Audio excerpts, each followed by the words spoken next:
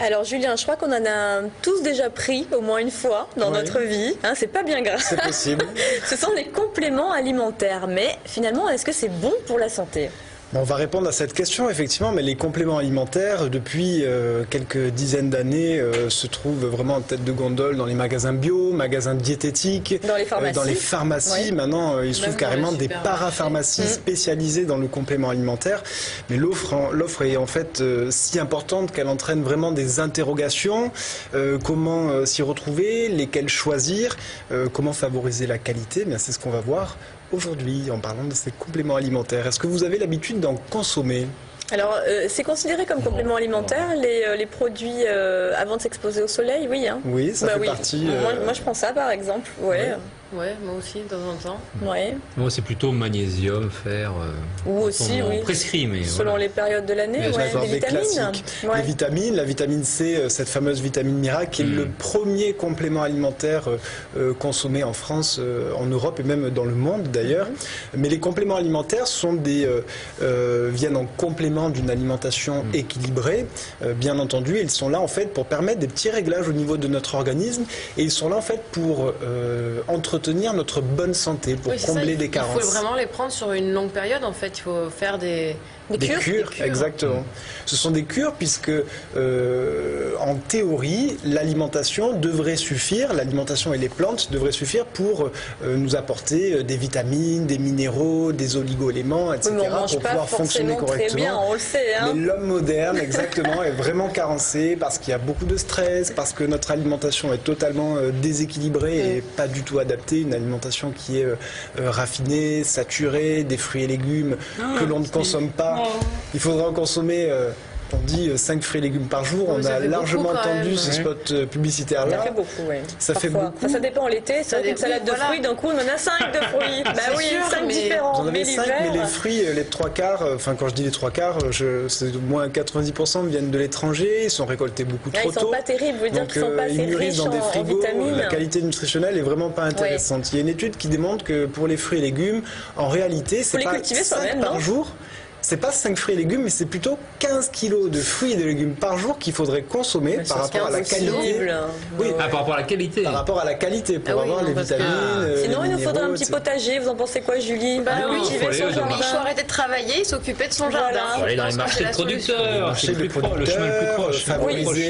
Favoriser le bio pour avoir des aliments aussi plus complets. On va manger des aliments complets, mais on arrête de manger des pâtes blanches, du riz blanc, du pain blanc, et on passe au complet pour une meilleure qualité nutritionnelle. Déjà, comment sait-on si on est en carence par rapport à certaines vitamines? Il faut faire une prise de sang, c'est ça? Alors, parfois, un examen, une prise son bon complément alimentaire après. Voilà, exactement. Alors, soit vous ressentez un peu de fatigue et vous avez, par exemple, un professionnel en magasin diététique qui va pouvoir cibler peut-être que vous avez une carence en vitamine C, en magnésium, qui va vous permettre un peu de déstresser, de mieux dormir.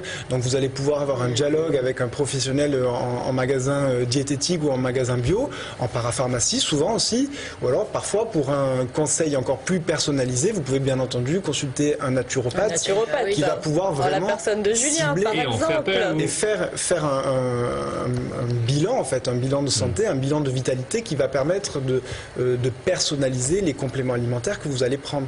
Parce que les compléments alimentaires, donc il y a une partie qui va permettre de revitaliser, c'est-à-dire qu'on va amener ce que l'organisme n'a pas. Si vous avez une carence en acides gras essentiels, une carence en vitamine B. D'ailleurs, il y a une étude récente ce sont des chercheurs britanniques qui ont démontré que les hommes qui prenaient par exemple de la vitamine B se sentaient avaient beaucoup plus de tonus et étaient beaucoup moins stressés que ceux qui n'en prenaient pas. C'est bien, c'est dans les quoi, femmes qui prennent des compléments multivitaminés ça permettait en fait de pratiquer avec beaucoup plus de facilité toutes les tâches du quotidien, et même l'étude a montré que pour les enfants de 8 à 14 ans, ils étaient beaucoup plus concentrés quand ils prenaient des compléments alimentaires.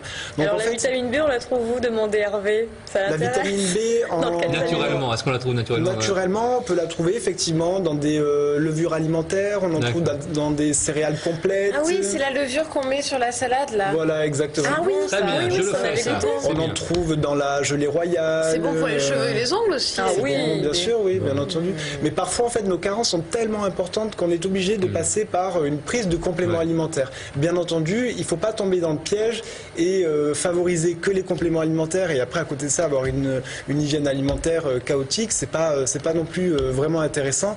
Mais parfois, les compléments alimentaires peuvent vraiment amener un complément. Il faut faire attention aussi quand on choisit des compléments alimentaires. Quand vous voyez que ce sont des compléments alimentaires à base de plantes, ça ne veut pas dire forcément 100% naturel. Donc, quand même demander si le produit est vraiment naturel, si c'est pas synthétisé. La plupart du temps, mais pour des vitamines, notamment pour la vitamine C, on trouve.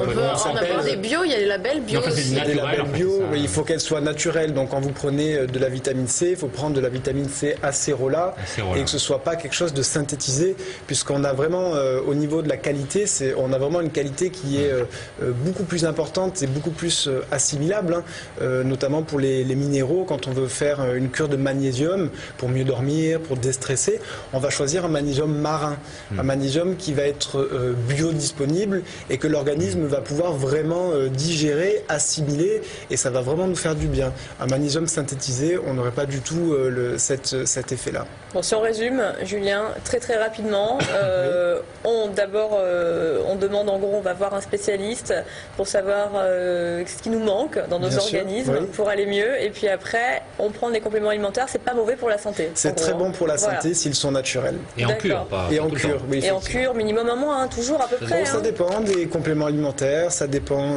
des plantes, mais ça peut être de quelques semaines à quelques mois. Selon le travail qu'il y a à faire en fait et la carence à combler. Très bien, merci beaucoup pour ces conseils.